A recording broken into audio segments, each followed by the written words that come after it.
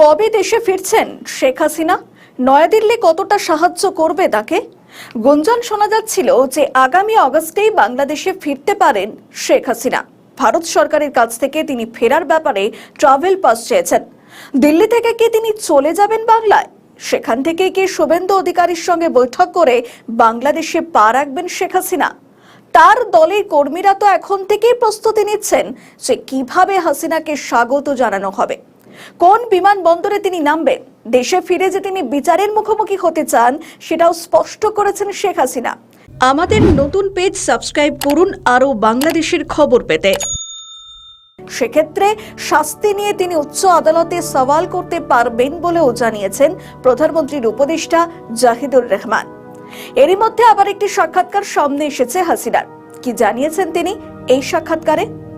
সূত্র বলছে, হাসিনা জানিয়েছেন যে ট্রাইব্যুনালে আমার বিচারের নামে নাটক মঞ্চস্থ করা হয়েছে তা আসলে আন্তর্জাতিক অপরাধ আইনে যুদ্ধ অপরাধীদের বিচারের জন্য তৈরি করা হয়েছিল। ইউনূসের অবৈধ অন্তর্বর্তী সরকার আইন বিরুদ্ধভাবে 4 বার অধ্যাদেশ জারি করে এই আইনে 37টি পরিবর্তন এনেছে।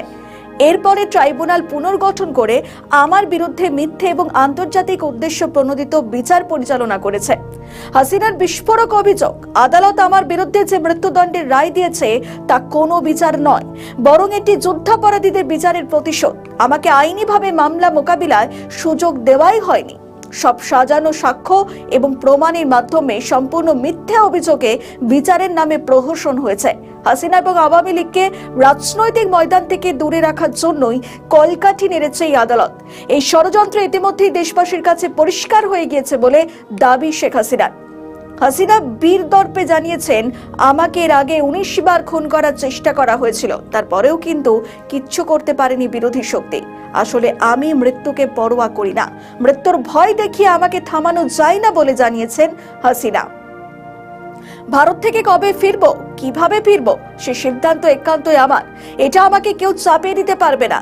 স্বদেশে ফেরা নিয়ে ভারত সরকারের অবস্থান বা ভূমিকা প্রসঙ্গে শেখ হাসিনার স্পষ্ট জবাব, ভারত গণতান্ত্রিক এবং সার্বভৌম রাষ্ট্র।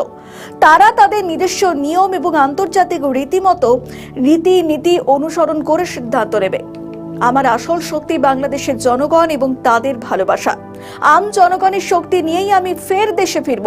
কোন রকম অবৈধ রায় বা কোনো রাজনৈতিক ষড়যন্ত্র আমাকে রুখতে পারবে না। এর আগে 2 বার প্রত্যাবর্তন ঘটেছে শেখ হাসিনার, তবে এবারে প্রত্যাবর্তনের লড়াইটা আরো শক্ত। হাসিনা জানাচ্ছেন, এবারের প্রেক্ষাপট আর চ্যালেঞ্জ পুরোপুরি ভিন্ন। এবার আমাকে ফিরতে হবে একটি দেশের গণতন্ত্রকে পুনর্গঠনের জন্য। সে চ্যালেঞ্জ কি সার্থক করতে পারবেন হাসিনা? একদিকে মাথায় চলছে মৃত্যুদণ্ডের খাড়া, আর অন্যদিকে বিরোধী শক্তির ওত পেতে রয়েছে, আর দেশ জুড়ে চরম অব্যবস্থা তো আছেই।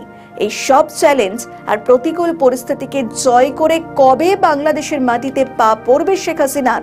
উত্তরের অপেক্ষায় সোনার বাংলা। আমাদের নতুন পেজ সাবস্ক্রাইব করুন আরও বাংলাদেশের খবর পেতে।